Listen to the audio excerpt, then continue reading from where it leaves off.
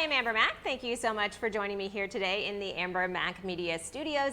I am so excited to chat with our next guest, who's been a friend of mine for many, many years, a fellow speaker and author.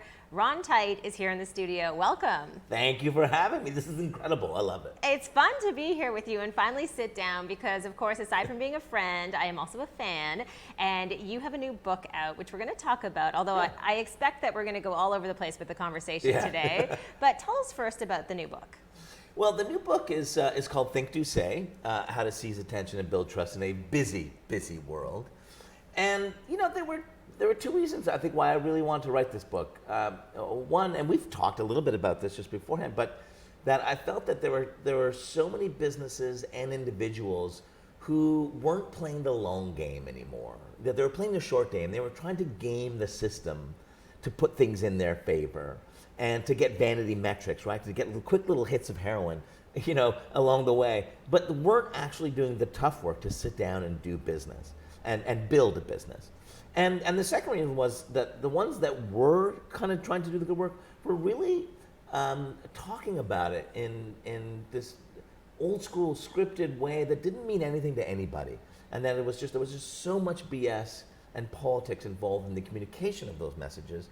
And we sit in meetings, right? And we roll our eyes at some of the things that are said. And I thought, I've had it. I'm writing a book about this. Well, I think that's always where these great books come from, is that there's a point of frustration. There's a reason that you want to be able to write something, to share something.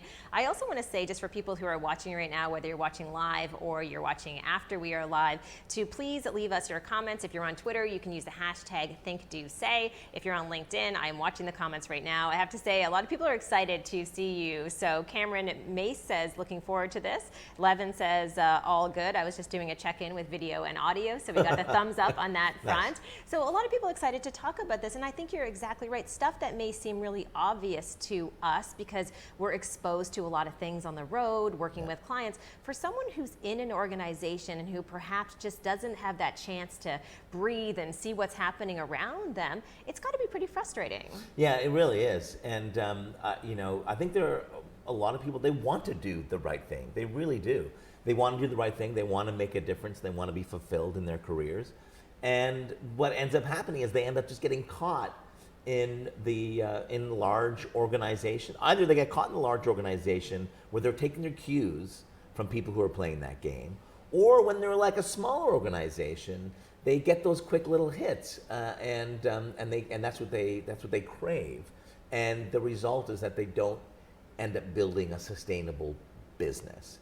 You know, I remember, I'm a big fan of comedy, and this conversation between like Jerry Seinfeld, Ricky Gervais, Chris Rock, and Louis C.K. And Chris Rock talked about how like some comedians, they go for the little thing where they got a hat or they got their catchphrase, they got all these things, but that no one has sustained a career in comedy without just simply being funny, like investing in the product. And we got to get back to that.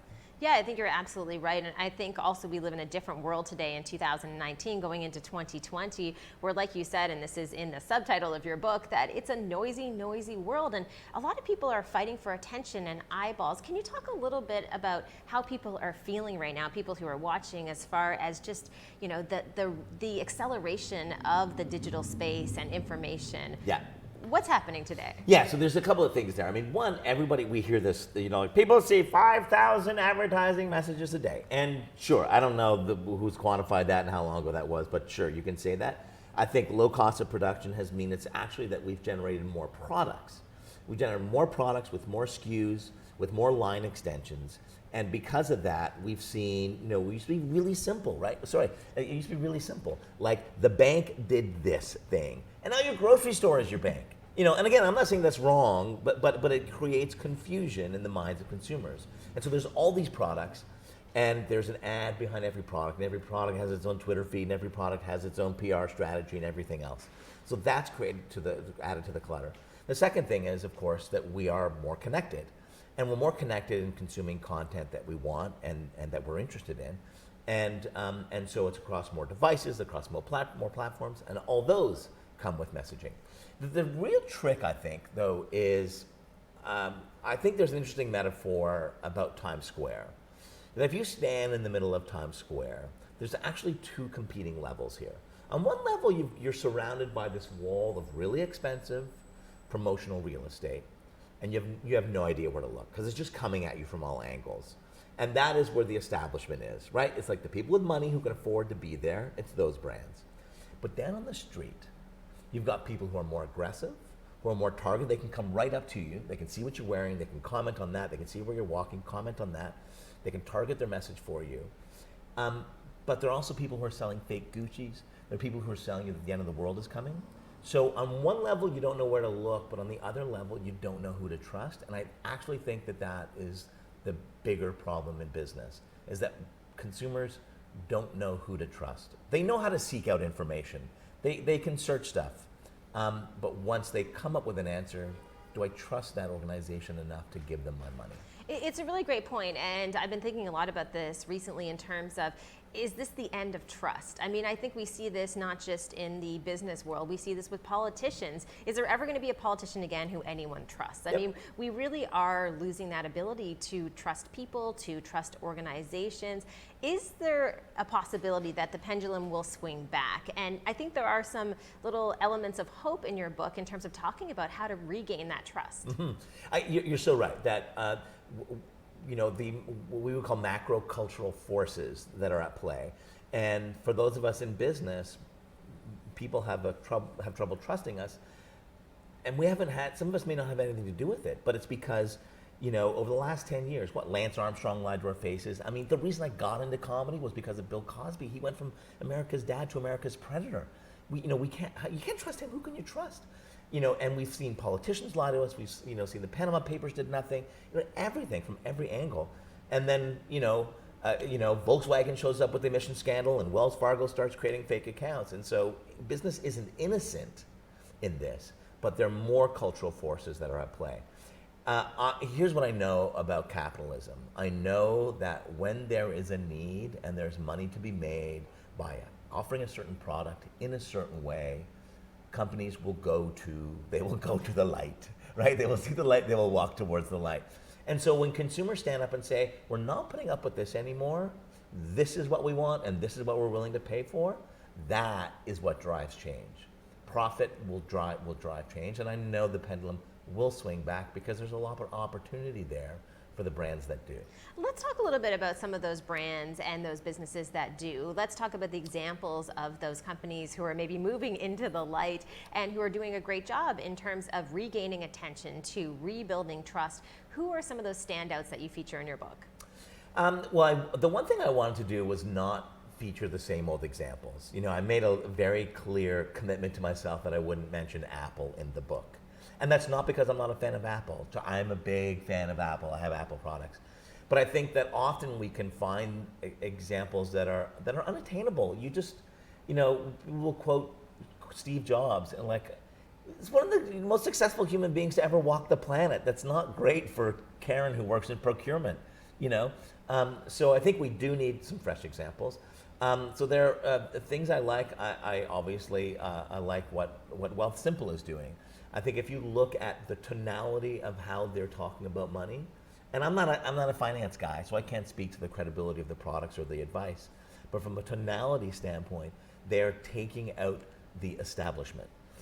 If you look at what our friend Michelle Romano is doing at Clearbank, saw a problem that existed when she sold Snap Saves, created an organization that solved that problems, and not only is she taking down the VC market, but they just gave her $300 million to do it, right? so I think that is an interesting way to look at it, which is that the establishment is being taken out, and it's not disruption, it's a coup. It's a coup of the establishment. And we all know that a coup occurs when insurgent forces meet the needs of the oppressed. And whatever category you're in, you just need to look at who's being oppressed and why are they being oppressed and what can you do to solve that problem, and you'll take them down. I think it's a great point, and I will also say that having known you for a really long time and having read the book, that it's an optimistic view. And I think right now there are many people who are feeling as though there's no reason for hope. It's the end of humanity. Everything is terrible. I ran into a friend of mine on the street recently, and he said to me, how can you even be on social media? Everything's horrible. And I said, wow, you have a very different experience than me. Yeah. Because my experience is that there's a lot of people doing a lot of good in the world. And I guess my question for you now is, how do you remain optimistic, and how do you write a book about this difficult time that we're in that really does shed light on the possibilities? It's a great point, and I was very careful to do it that way, but also I think that's my natural inclination, is I'm pretty much an optimist. And I mean, I own an agency. There's so much negative talk about agencies, and I think what an amazing time to be in business. I mean, we are seeing social change faster than we've ever seen. We have seen technological progress faster than we've ever seen. And, for years, business was done the same old, because that's what you did. You got your watch after 30 years. Every single job was the exact same, and you kept doing it the same way. What you and I get to do on a daily basis changes every single day, and that is so exciting. And so with that comes opportunity. And I think if we all just chase the opportunity, then we can make it good. I think I did a gig in Sarasota, and George Bush was there, and of course people are now. And this isn't going to get uncomfortably political for you people out there, but people are asking him about how do you comment on this time, and are we ever going to get out of this time? And he had such a great perspective. And I wasn't a George Bush fan when he was in office, but now I was like, actually, it wasn't bad. But he said, I thought that we would never get out of the late 60s. I mean, when you look at like a couple of Kennedys getting assassinated, Martin Luther King, I mean, who thought that the world would come out of that time? And this is a blip. And this is a blip that we know when progress and change happens, there is a chaos that occurs. And I think we're in that period of chaos. But with chaos comes a power vacuum. And I don't mean that in a negative way. I think now more than ever, those of you who are good human beings in business can win. And finally, things are in our favor. That if you're honest and you're open and you're transparent, you don't need to do schmaltzy sales techniques. That was from the 60s. And again, I'm not saying that those things don't work, but I think we now have an option that we don't have to be that person and we can still succeed. I just want to check in with the audience because they're enjoying this conversation. James had just tweeted, which we showed on the screen, that he is looking forward to reading your book. So Thanks, that's James. great. Yeah, thank you, James. A few other comments coming in as well. Corey says, well said, my friend. That's Corey McGinnis, who apparently you may know. Okay. And a few other comments from the team. I do want to say, in terms of what you just said about how the 60s was a very difficult time, I just wrote about this in my newsletter this morning in terms of Greta Thunberg, and how we're looking at her as this incredible voice for the next generation. But we've had those voices before, and a lot of people think that she isn't genuine or she isn't authentic. We just had this conversation before the video. Of course she is, and the kids following her understand what's at stake. It's not a conspiracy by their parents. I mean, they genuinely care, and I think this is another great example of those good people out there leading. Yeah, I think what I love about what she's doing is I have a 20-month-old son and a child on the way, and I kind of think, what would they want to say? What would they want to say about the future? And what would they want to comment on? And what voice would they want? I think they would be saying, "How dare you?" And it's sad that in some ways we didn't have that we didn't have somebody of our generation standing up and saying, "How dare you?"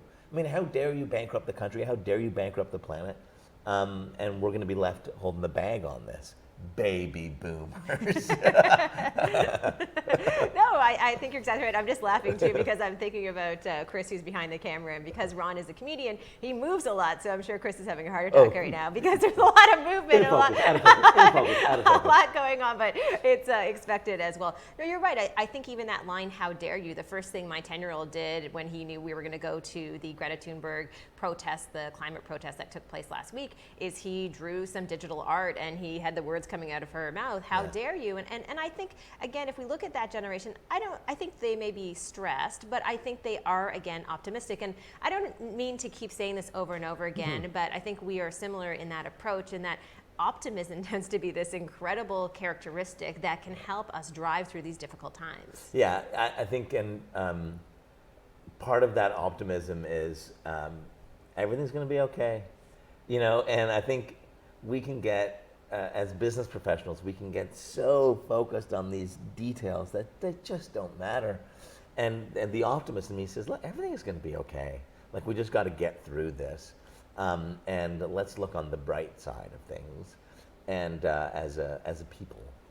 Well, I have one question for you, and this would be a typical question anyone who's interviewing an author would ask, but I'm just curious, when you look at your book, I know you only have one copy here on set. It's the only hardcover in existence right behind me, which I want to steal from you, but I will not. What do you hope it is that people get out of this book when they take it with them? What's that message that you hope they'll send you on social media, LinkedIn, Twitter, wherever it might be?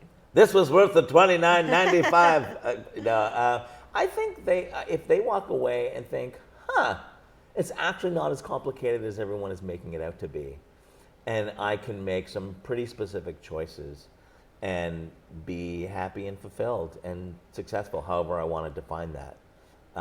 That's it. I mean, it really is 3 words. It's just about thinking, doing, and saying. And if they walk away with that, I'll be more than happy. I was thinking about the title of your book when it first came out. First of all, I want to mention Roberto has just left a comment. I'm currently teaching brand strategy for college students and reinforce with them the need for them to be kind. Thank you so much for that, Roberto.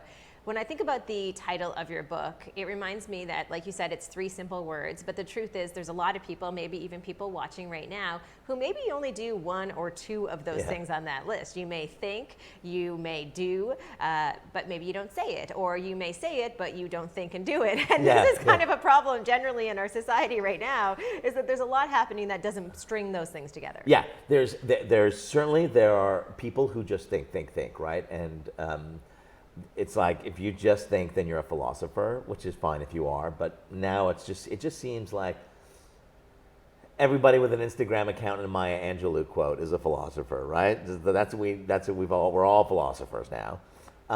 And so I think the competition is fierce in that space. So you have to do more than think. If you just do, then without being strategically aligned with, then you're just random, right? You're Robbie Random. You're just doing a bunch of things.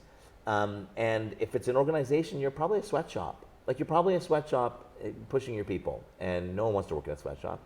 And if you just do as a person, you're probably that person in an organization who defines their success by the number of hours you work, not the quality and contribution of those hours. And those people aren't as popular as they think they are.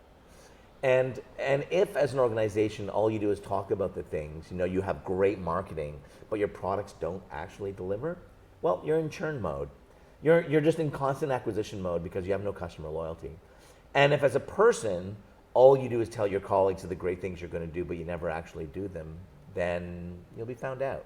And you'll be found out eventually. And again, you're not as popular as you think you are. And those are the whispered conversations taking place in the hallway.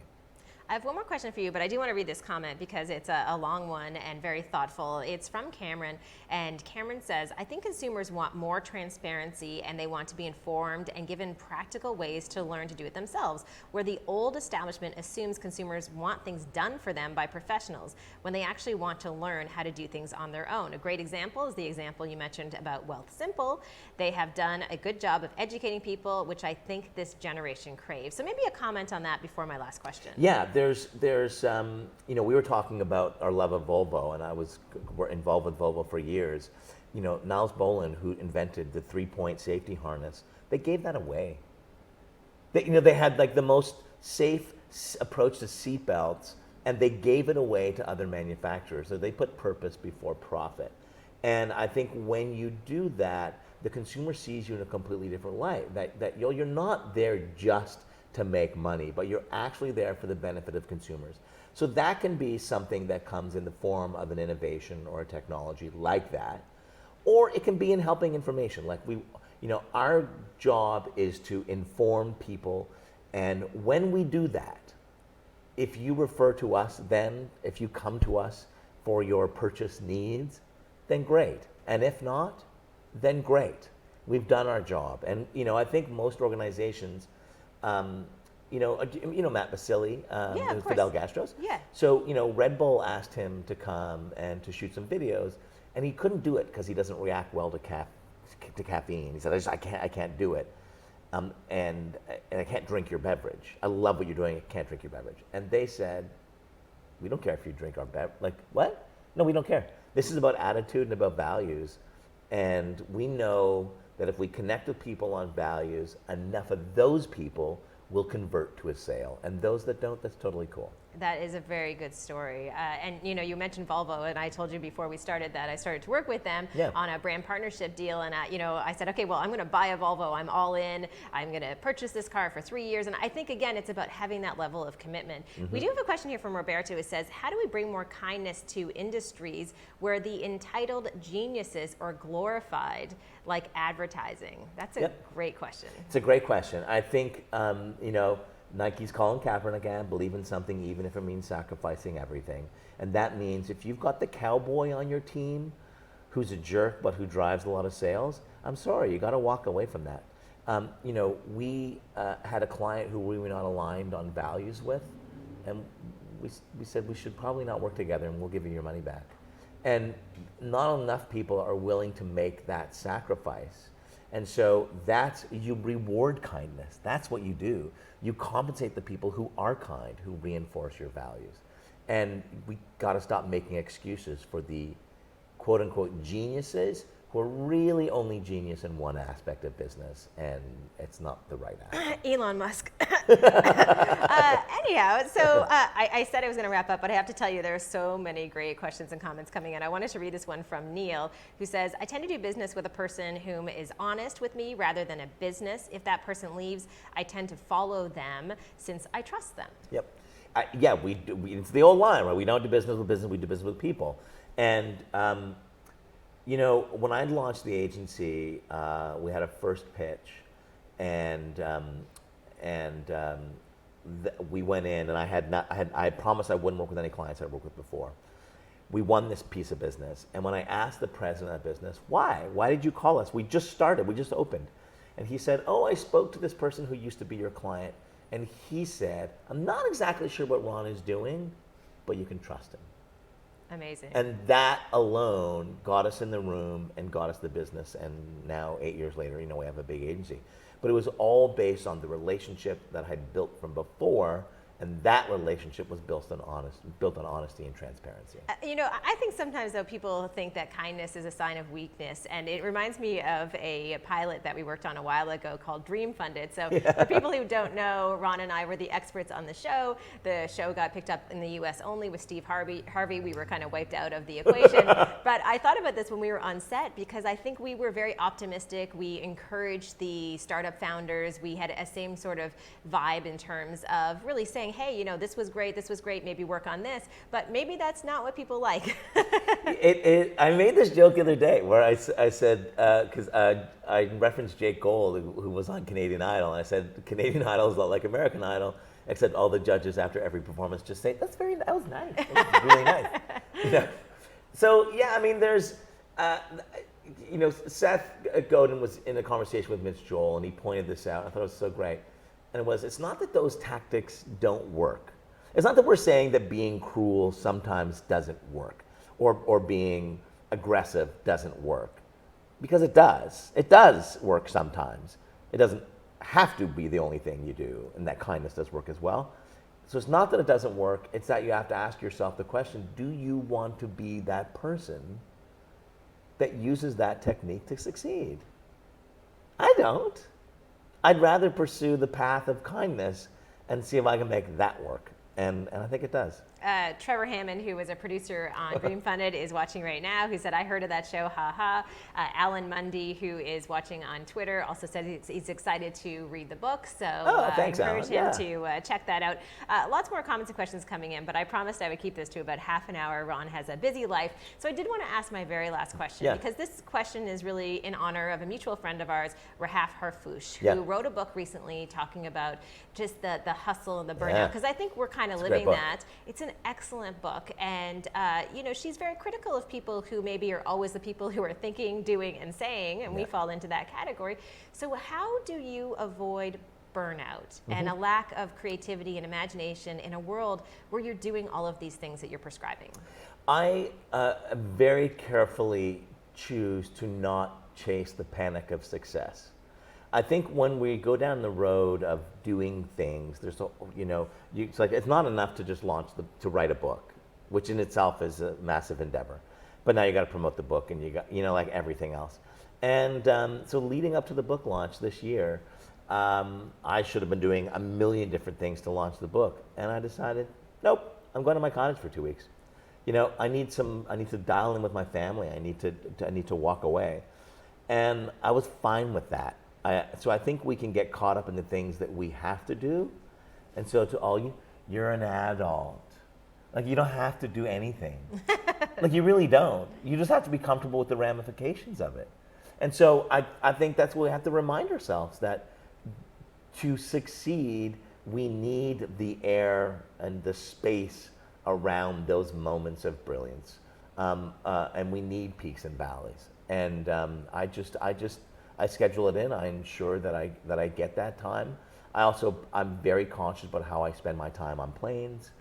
Which is a lot of downtime, and in hotel rooms and things like that, where that's when I read and when I write, and I'm not accessing the Wi-Fi and responding to emails, and again on that hamster wheel of getting to the next thing. I'm fine if I don't get to it.